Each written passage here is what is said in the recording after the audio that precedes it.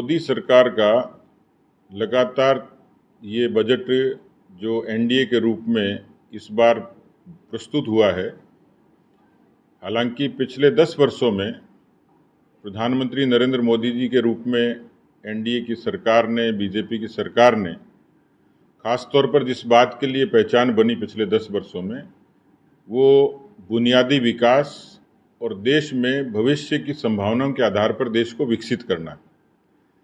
उसी प्रक्रिया का हिस्सा था कि देश में सामान्य रूप से छोटी छोटी योजनाएं जो लोग वंचित थे, जिससे जन जन के खाते, सामान्य व्यक्ति के बैंक का खाता एक सपने जैसा था। देश में 54 करोड़ से भी ज़्यादा बैंक खातों ने लोगों को आर्थिक रूप से संबल भी दिया और भ्रष्टाचार पर एक अंकुश लगाया। मैं इसको कंक्लूसिव रूप से कहूँ तो समग्रता से भरा हुआ ये बजट, दृष्टि परक बजट, जो केवल आज की नहीं, नई पीढ़ी के भविष्य की भी सोचता है। तो गिलास में पानी आधा होता है, तो जो नकारात्मक लोग हैं कहते हैं आधा खाली है, सकारात्मक लोग कहते हैं आधा भरा है।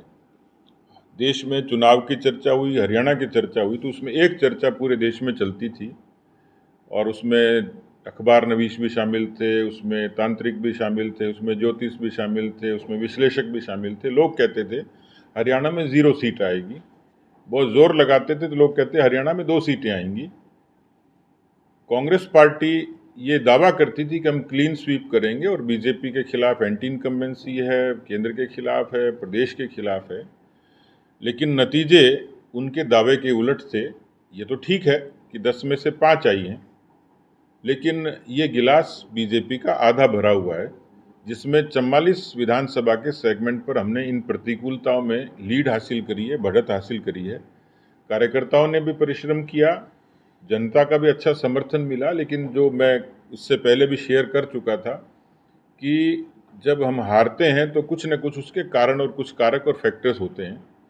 उनका विश्लेषण हम लोगों ने लोकसभावार किया है, कुछ चीज़ें हमारे ध्यान में भी आई हैं, लेकिन 20-22 हज़ार की हार जो हमने सोनीपत में हुई, अम्बाला की सीट हमारी प्रमाणिक मानी जाती थी, वहाँ हम लोग हारे, हिसार की सीट हम जीत सकते थे। एक सामान्य विश्लेषक ये मानता है कि बीजेपी को 8 सीटें मिल सकती थी, ये इंडिकेशन था, उसमें कमी हुई है। लेकिन हमारे लिए इस चुनाव में सीख और सबक थी, और इसलिए जो अभी कवायद शुरू करी है उससे और लोकसभा के नतीजों से और जो फीडबैक रहा उससे एक समझ में आती है कि हम 8 सीटें जीत भी सकते थे, उसके नज़दीक भी थे। विधानसभा के सेगमेंट में हमने लीड किया, अच्छा चुनाव लड़ा, और इसलिए उस लोकसभा के एनालिसिस से विधानसभा में हमें थोड़ी और मजबूती मिली है।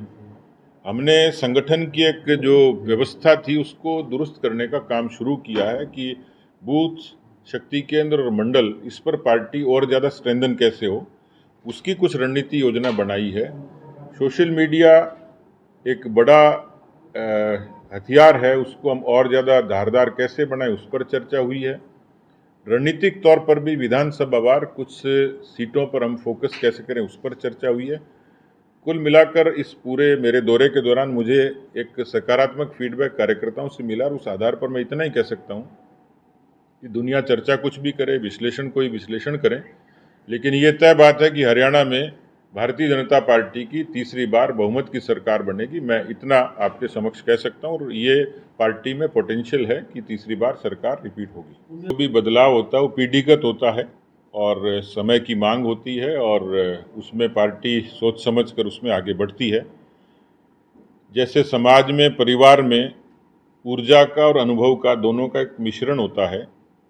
मनोहर लाल जी की सरकार ने साढ़े 9 सालों में हरियाणा के बुनियादी विकास के लिए बेहतरीन काम किया। पार्टी ने, नेतृत्व ने निर्णय लिया और ऊर्जा के तौर पर नायब सैनी जी आए, सहज सरल व्यक्तित्व के धनी, जो मैं कल देख रहा था कि रात को 1:30 बजे भी आम लोगों से मिल रहे थे। मुझे आश्चर्य हुआ।